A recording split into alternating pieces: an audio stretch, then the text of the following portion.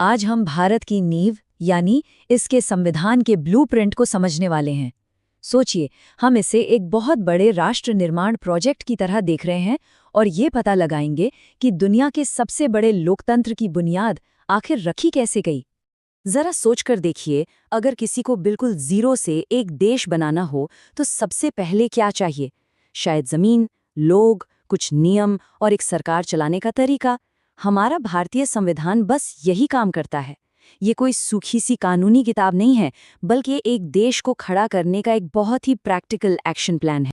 तो ये है हमारे आज के कंस्ट्रक्शन प्रोजेक्ट का पूरा रोड मैप। हम इन 5 जरूरी स्टेजेस से गुजरेंगे और देखेंगे कि हमारे संविधान ने राष्ट्र का निर्माण स्टेप बाय स्टेप कैसे किया।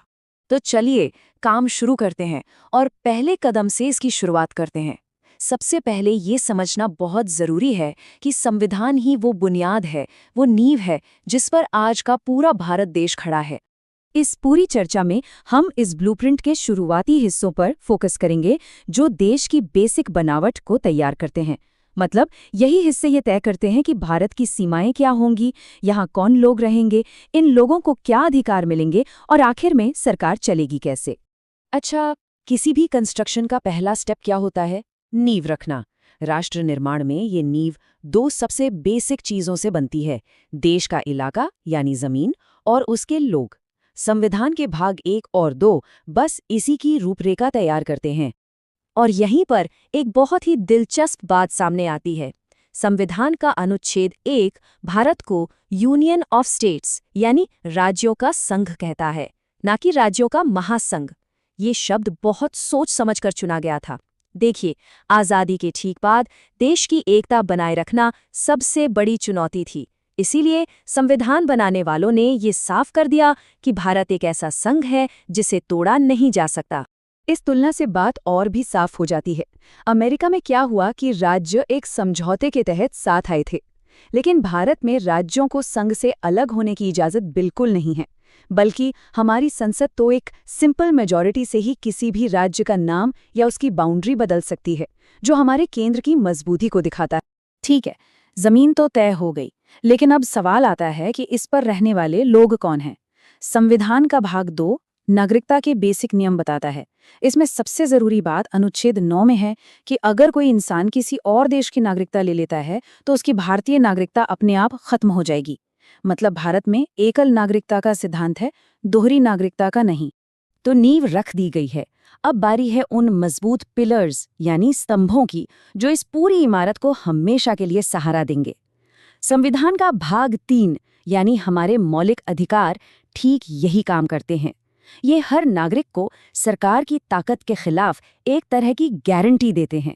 हमारा संविधान हर एक नागरिक को इन 6 कैटेगरीज में मौलिक अधिकारों की गारंटी देता है। सच पूछें तो यही अधिकार भारतीय लोकतंत्र की जान है।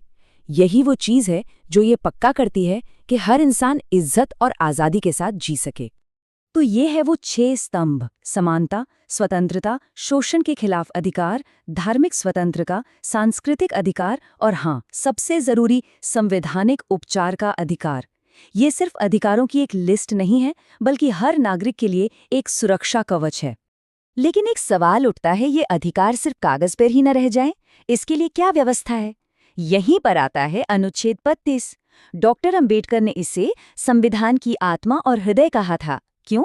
क्योंकि यही वो पावर है जो हमें अपने अधिकारों के हनन पर सीधे सुप्रीम कोर्ट जाने का रास्ता देती है। इसके बिना बाकी सारे अधिकार बस कहने के लिए रह जाते। चलिए अब आगे बढ़ते हैं और देखते हैं कि ये पूरा ढांचा काम कैसे करेगा। संविधान का भाग 4, जिसे हम राज्य के नीति निर्देशक सिद्धांत या DPSP कहते हैं, वो एक आर्किटेक्ट के नोट्स की तरह हैं जो ये बताते हैं कि राज्य को शासन कैसे करना चाहिए। ये एक आदर्श समाज बनाने का गाइडेंस है। अगर आसान भाषा में कहें तो DSP हमारे संविधान की अंतरात्मा है। ये सरकार को हमेशा याद दिलाते हैं कि कानून बनाने का असली मकसद सिर्फ राज करना नहीं है, बल्कि एक ऐसा समाज बनाना है जो सबके लिए कल्याणकारी और न्यायपूर्ण हो। इन दोनों के बीच का फर्क समझना बहुत जरूरी है। देखिए, मौलिक अधिकार बताते हैं कि सरकार क्या नहीं कर सकती और इन्हें लागू करवाने के लिए अदालत जाया जा सकता है। वहीं निर्देशक सिद्धांत बताते हैं कि सरकार को क्या करना चाहिए, लेकिन ये एक नैतिक सलाह है जिन्हें लागू करवाने के लिए हम अदालत नहीं जा सकते। यहाँ कुछ उदाहरण हैं जो दिखाते हैं कि हमारे संविधान बनाने वालों की सोच कितनी दूर की थी। ग्राम पंचायतों को मजबूत करने से लेकर यूनिफॉर्म सिविल कोड और अंतर्राष्ट्रीय शांति को बढ़ावा देने तक, ये सिद्धांत भारत के शासन के लिए एक बहुत बड़ा और महत्वाकांक्षी विजन देते हैं। और अब हम अपने इस राष्ट्र निर्माण प्रोजेक्ट के आखिरी हिस्से पर पहुंच गए हैं, वो मशीनरी या कह लीजिए इंजन रूम जो देश की सरकार को पावर देता है। संविधान के भाग 5 और 6 इसी के बारे में हैं। तो ये इंजन काम कैसे करता है? इसकी बनावट में 2 मेन हिस्से हैं। पहला है कार्यपालिका यानी एग्जीक्यूटिव, जिसमें राष्ट्रपति और प्रधानमंत्री शामिल हैं, जो सरकार को चलाते हैं।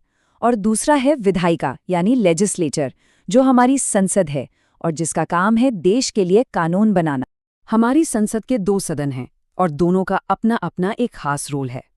लोकसभा, जैसा कि नाम से ही जाहिर है, वो सीधे लोगों की नुमाइंदगी करती है, जबकि राज्यसभा राज्यों के हितों का प्रतिनिधित्व करती है, जो भारत के फेडरल स्ट्रक्चर को एक मजबूती देती है। हाँ, पैसे से जुड़े मामलों में लोकसभा के पास ज्यादा ताकत होती है। कानून बनाने का ये जो पूरा प्रोसेस है, ये पक्का करता है कि कोई भी कानून जल्दबाजी में पास ना हो जाए। हर बिल को दोनों सदनों की जांच पड़ताल से गुजरना पड़ता है और आखिर में राष्ट्रपति की सहमति भी चाहिए होती है। ये सच में एक बहुत ही मजबूत और सोची समझी प्रक्रिया है। तो हमने देखा कि कैसे संविधान के ये शुरुआती हिस्से एक-एक करके राष्ट्र के बिल्डिंग ब्लॉक्स को जोड़ते हैं, जमीन से शुरू होकर लोगों को परिभाषित करते हुए, उन्हें अधिकार देते हुए, शासन के लिए एक दर्शन देते हुए और आखिर में इसे चलाने के लिए एक पूरी मशीनरी स्थापित करते हुए। और ये सब हमें इस आखिरी सवाल पर लाकर छोड़ता है, क्या भारत का संविधान सिर्फ 75 साल पुराना एक ऐतिहासिक दस्तावेज है, या फिर ये आज भी हमारे आधुनिक भारत की चुनौतियों के लिए एक जीता जागता गाइड है? ये सवाल वाकई में सोचने लायक है। ऐसे ही ज़रूरी जीके और एग्ज़ाम अपडेट्स के लिए चैनल को सब्सक्राइब करें और बेल आइकन ज़रूर दबाएं।